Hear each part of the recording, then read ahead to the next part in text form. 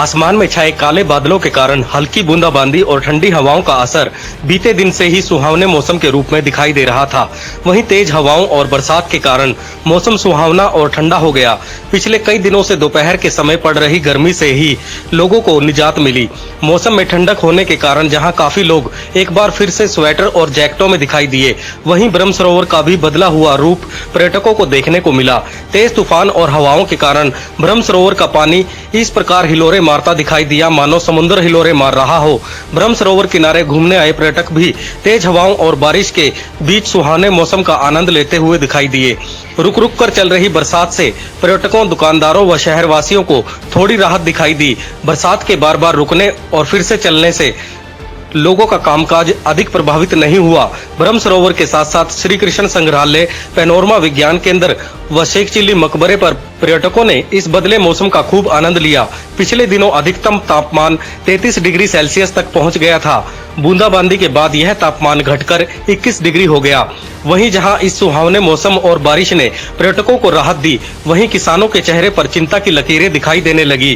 किसानों का कहना है कि इस मौसम में बारिश व हवाएं आने से गेहूं की फसल को नुकसान हो सकता है। इस समय गेहूं में अंतिम पानी का सीजन होता है और फसलों की जड़ें नरम होती हैं, लेकिन तेज हवाएं चलने पर फसल बिछने का डर होता है। इसके साथ ही मार्च माह में गेहूं के दाने नाबूर बनने लगे हैं। हवा के चलने के पश्चात वह झड़ जाता है, जिसके कारण पैदावार में कमी होती है। आज सुबह से ही अब तक कई बार तेज चली हवाओं और तूफान के कारण कई जिलों में खेतें बिछी हुई नजर आई। इस समय सरसों की कटाई शुरू हो चुकी है, परंतु बारिश और हवा के चलने के कारण सरसों के खेतों में बिखरी हुई नजर आने लगी है, जिसके साथ ही मक्के को छोड़कर अन्य सब्जियों के लिए मौसम काफी नुकसानदायक है। मौसम विभाग के अनुसार आने वाले दिनों में बारिश भी आने की संभावना है। किसानों की माने तो इस बेमौसमी बरसात के कारण उन पर कुदरत की मार पड़ रही है। तूफान और आंधी के कारण उनकी गेहूं और सरसों की फसल झड़ने लगी है। कुल मिलाकर मौसम के इस बदलते मिजाज से जहां लोगों को गर्मी से निजात मिली है, वहीं किसानों के लिए ये बरसात परेशानी का कारण बन सकती है।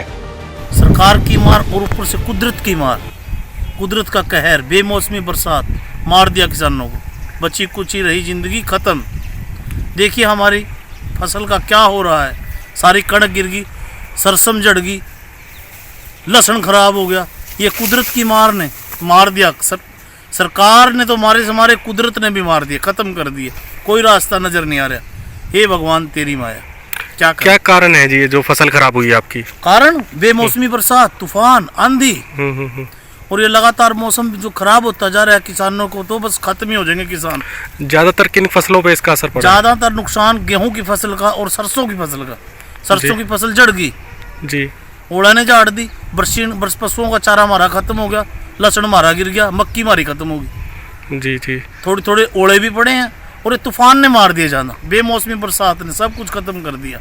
ना तो सरकार सुन रही, ना परमात्मा सुन रहा। जी और बोलो, मेरी जो है मोहनलाल सैनी किसान की ये अपील है सरकार से कि जो कुदरत का कहर किसानों के ऊपर गिरा है, नुकसान हुआ है, इसकी स्पेशल गर्दौरी करवा के मुआवजा दिया जाए।